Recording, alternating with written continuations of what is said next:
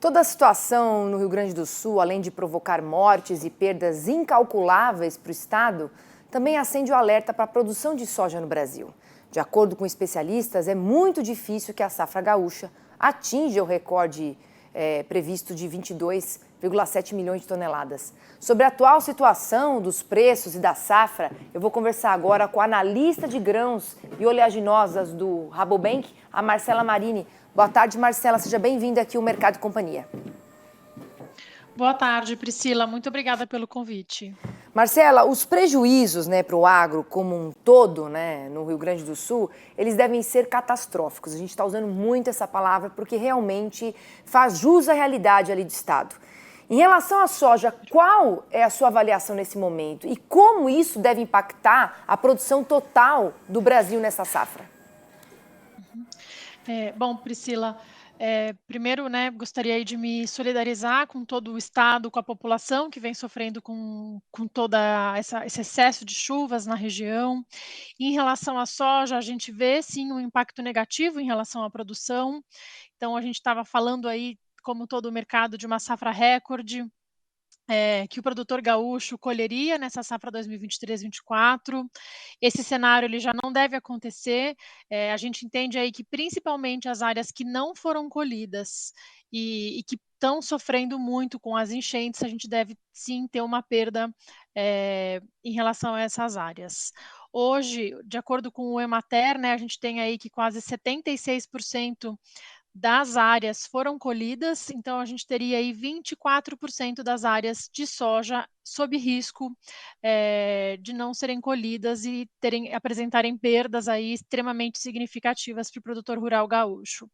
A gente entende que esse número ele representa o risco total seria de 5 milhões de toneladas, mas que esse número não deve pensando nessa área não colhida, mas que a gente não está falando que a safra gaúcha perderá 5 milhões de toneladas, já que tem áreas dentro do próprio estado que não foram acometidas por essas enchentes, mas talvez aí um número para a gente trabalhar seria algo aí próximo de 2 milhões de toneladas de perda para a safra de soja gaúcha em 23-24.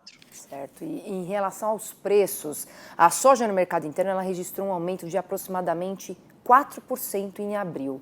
Tudo isso impulsionado pela desvalorização do real e os prêmios nos portos. Agora, quais ficam as tendências, Quais vão ser para maio? O que você diz para a gente? Bom, essa perda da soja no Rio Grande do Sul, ela vai impactar diretamente aí a oferta da soja brasileira.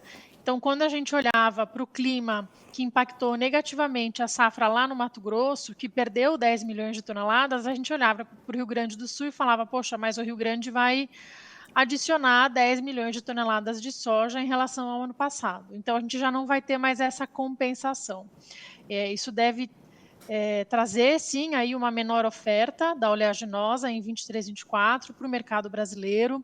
O principal impacto disso são preços mais elevados, e enquanto o mercado ainda estiver precificando essa incerteza em relação às perdas no Rio Grande do Sul, a gente entende que essa tendência de preços mais elevados deve continuar.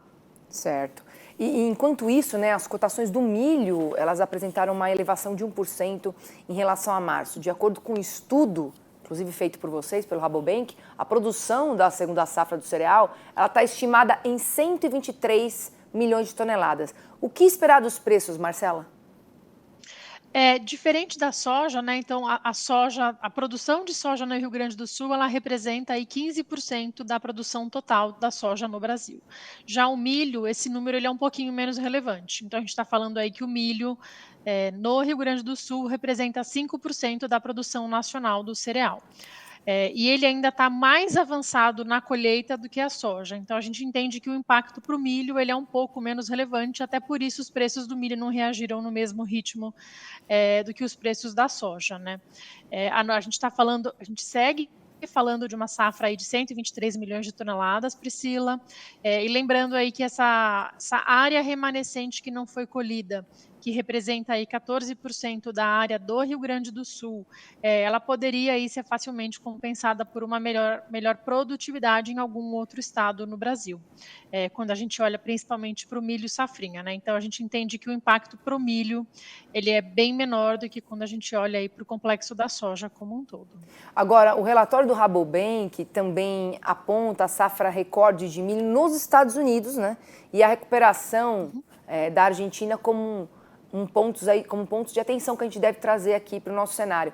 Quais estratégias que os produtores brasileiros elas podem adotar para lidar com essa competitividade no mercado global? Bom, o produtor norte-americano colheu uma safra recorde de quase 390 milhões de toneladas em 23, 24. Esse número ele traz um excesso de oferta para o cereal quando a gente olha para o mercado global, principalmente. E os Estados Unidos estão agora iniciando aí o plantio tanto da soja quanto do milho para a safra 24, 25. Principal ponto de atenção que a gente tem que ficar de olho é evolução do plantio e desenvolvimento das lavouras durante aí esse período de desenvolvimento, tanto para a cultura da soja e do milho. Então a gente tem que ficar de olho nesse mercado e aproveitar as melhores oportunidades de preço que esse mercado climático pode oferecer para a gente. Tá certo. A gente já está vendo aí que para os próximos 15 dias os mapas nos Estados Unidos já apresentaram aí uma leve redução do volume de chuvas. Eles estão plantando, então não é um período onde a chuva é tão necessária. Isso, pelo contrário, pode facilitar aí a evolução do plantio, mas a gente precisa acompanhar esses 120 dias aí de desenvolvimento da soja e do milho no mercado norte-americano e aproveitar preços melhores. Tá certo. Quero agradecer muito aqui sua participação no Mercado e Companhia. Excelente semana e até uma próxima oportunidade. Obrigada a você, Priscila. Até a próxima.